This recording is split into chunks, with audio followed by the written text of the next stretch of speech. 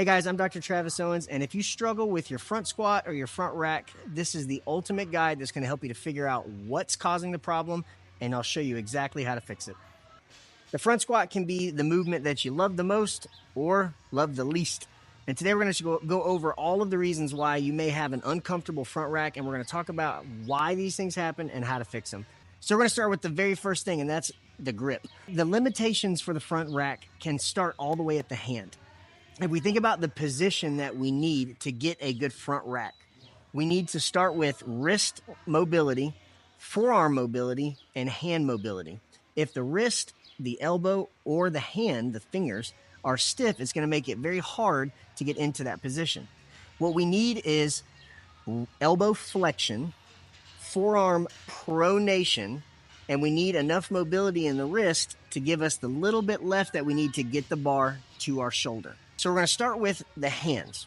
We're going to put our hands onto a surface, and we're going to work through pronating the forearm and stretching out our thumb. When we hold that bar, if the thumb is too stiff and we can't let it relax back, it's going to push the bar away, and it's going to create space where we don't want it. So we want to make sure that we're stretching that thumb out and we're working pronation of the forearm, since we're in a pronated position here, and we're going to stretch those out. Okay, we're going to twist the forearm, pull that thumb back. We're going to go through about 10 twists and pulls on both sides. The next thing we want to work on is we want to get our mid-back able to extend. So when we're in a front rack position, we actually want to extend the thoracic spine, not the lumbar spine, but we want to extend the thoracic spine as we push forward with the shoulder blades. Grab our foam roller. We're going to lay on the foam roller, and we're going to roll through the mid-back, loosening up those muscles and tight joints around the rib cage. Once you get a good roll for about a minute or two, then we'll stop on the roller and we'll work through some extensions. Now, when you start to extend over the roller, make sure you're keeping your core tight. We're not going back, low back extension. We're just extending our upper back. It should be a small movement. If you want an added benefit here, place your hands in the front like you're mimicking the front squat and extend over the roller while you're pushing your shoulder blades forward. So we extend with our upper back, shoulder blades come forward, and we're trying to get our knuckles as close as we can to the shoulder. Once we feel like our upper back is loosened up and our shoulder blades are able to move with a little bit of freedom, we want to set a barbell up on a rack slightly higher than we would be in our front squat. We want to take a jump stretch band and grab it so that the loop is coming out of the top of the hand, so that when you turn over, it's pulling into that pronated position that we already worked. From here, we're going to put the elbow up onto the bar, and we're going to try to push the shoulder blade forward. Again, we want the shoulder blades to come forward without rounding. We still want to extend, but with some shoulder blade movement towards the front. So we're going to shoot that elbow forward, trying to keep the fist in contact with our shoulder.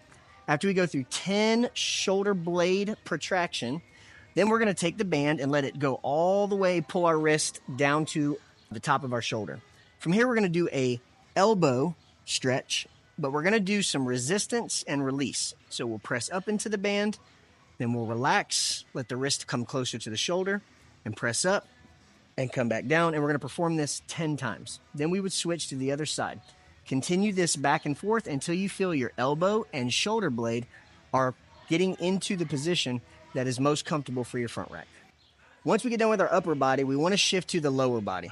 Now, there are a couple things that need to happen to make sure that we're getting deep enough in our front squat. One is to make sure that our hips are open enough to allow the pelvis to sink down. And two, we want to make sure our calves and Achilles have enough elasticity that the knees can travel forward over the toes. An easy way to do this is to get onto an elevated surface and grab a kettlebell. We're going to sink down into the bottom of our squat. We're going to let that kettlebell kind of traction us down into the bottom of our squat. We do want to keep an upright chest, so we want to squeeze our shoulder blades back and keep our feet flat as we go down. With this exercise, I like to do a mixture of holds for a few seconds and go through sets of 5 to 10, loosening up my hips and my Achilles tendon. Now, one thing I can also do to help practice that extended T-spine is I can allow the bell to pull me forward into a stretch, and then I'll pull back into a squeeze, making sure that I get vertical again and that I feel no loss in the depth on my squat. And again, these I'll go through around sets of 5 to 10, really feeling it out, waiting until I can get to the bottom position and I don't feel any restriction in my knees, my ankles, or my hips. Now, when I'm performing this before front squats or cleans, I'll typically go through each of these movements and then retest. So I'll grab the barbell, I'll test after I go through my first round, kind of see where I'm feeling most sticky, and go through that movement a couple extra times. As I get warmer, I might find that my hips feel okay, my knees and ankles feel okay, and I need to spend more time working either the band exercise or working on the foam roller. So if I feel like after a few rounds and I'm still not quite ready to go into my front squat, I'll take a really heavy resistance band and tie it off in front of me.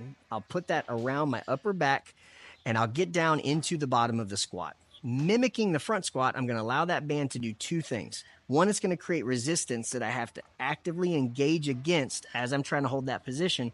And two, it acts almost like a fulcrum where I have to fold over the band to really accentuate that T-spine. I'll go through that without a bar and just go through that with body first. And then if I feel like I need to, I'll grab a light barbell like a trainer bar, and I'll actually get into the front rack position and hold that while I'm going through the extension. I promise that if you go through these activities a couple of rounds before you front squat, you'll find where your biggest limitation is. And then if you invest a few more minutes into that, whether it be your wrist, whether it be your elbow, whether it be your forearm, shoulder blades, upper back, or the lower body, if you can go through this a few times and identify where your stickiest point is and spend a little more time there, it will absolutely clean up your front squat.